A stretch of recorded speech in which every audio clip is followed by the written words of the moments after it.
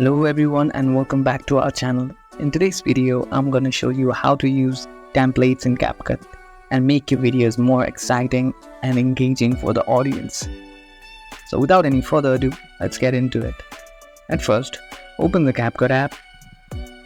Now, simply select the templates option from the bottom menu. Now once you're in this section, choose the template of your choice. Once you found the template of your choice, simply select the template.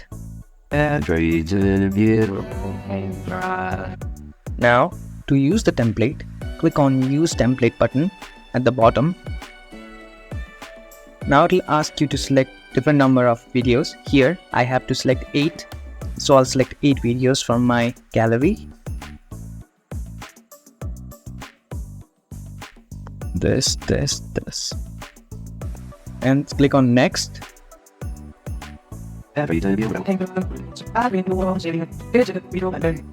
Once you're happy with your template, simply click on Export to export your video.